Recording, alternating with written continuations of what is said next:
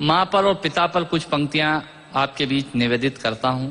आप यहाँ जितने लोग बैठे हैं, मुझे नहीं मालूम कि किनकी माँ जीवित हैं और किन्होंने माँ को खो दिया, पर मेरा व्यक्तिगत मत यह है कि जिनकी माँ जीवित हैं, जिनके पिता जीवित हैं, वो दुनिया के सबसे संपन्न लोग हैं, वो दुनिया के सबसे अमीर लोग हैं, वो दुनिया के सबसे धनाढ्य लोग हैं।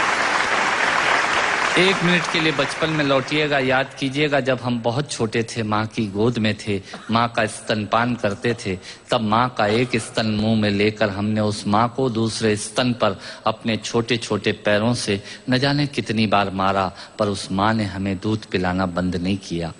मित्रों, लात खाकर भोजन देने की शक्ति उस परमपिता परमेश्वर ने दुनिया में यदि किसी को दी है, वो सिर्फ माँ को दी है। माँ के अलावा ताकत किसी के पास नहीं है। मैं उस माँ की वंदना में कविता पढ़ता हूँ। याद कीजिएगा उन दिनों में जब हम चौके में, रसोई में बैठकर खाना खाया करते थे और माँ खाना बनाती थी।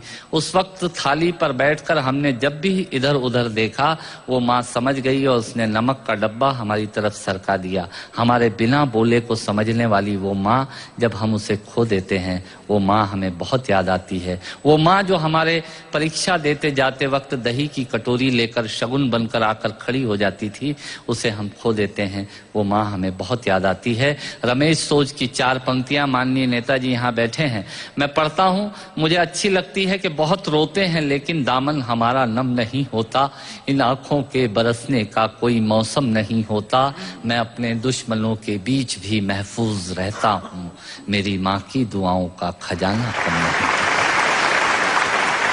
स्वामीनाथ पांडे की 3 पंक्तियां सुनाता हूँ। स्वामीनाथ पांडे ने 3 पंक्तियों का उपन्यास लिखा। अमिताभ जी बैठे हैं, जया जी बैठी हैं। 3 पंक्तियों में पूरा उपन्यास लिख दिया उसने। लिखा, एक विधवा माँ थी, उसके 2 बेटे थे। एक बेटा नीचे वाले माले पर रहता था, दूसरा बेटा ऊपर वाले माले पर रहता था। विधवा माँ 15 दिन एक बेटे के यहाँ खाना खाती थी, विधवा माँ 15 दिन दूसरे बेटे के यहाँ खाना खाती थी।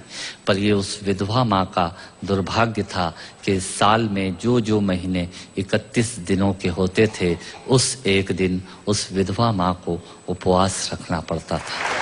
9 महीने पेट में रखने वाली माँ जब एक जवान बेटे को एक दिन भारी लगने लगी, तब इस नालायक हास्य व्यंग के कवि ने कुछ पंक्तियां माँ के लिए लिखी। सुनिएगा, यात्रा कीजिएगा मेरे साथ।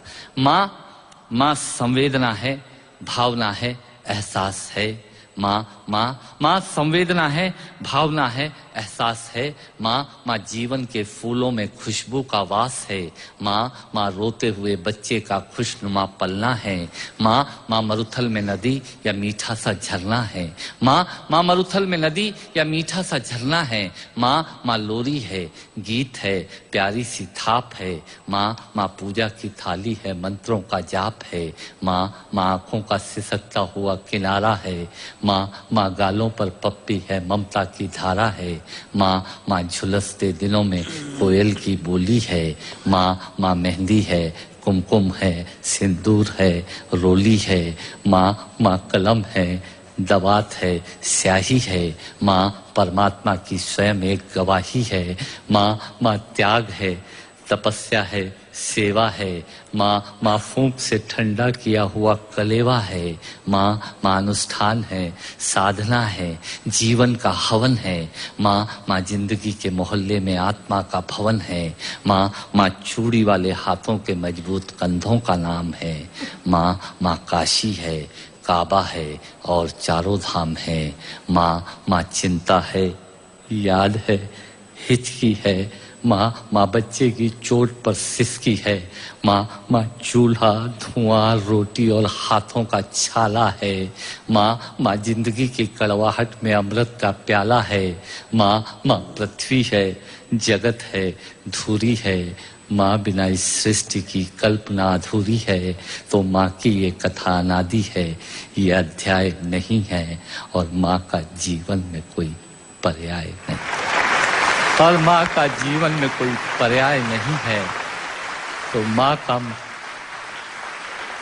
माँ का महत्व दुनिया में कम हो नहीं सकता, और माँ जैसा दुनिया में कुछ हो नहीं सकता।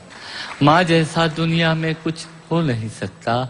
तो मैं कविता की ये पंक्तियां माँ के नाम करता हूँ।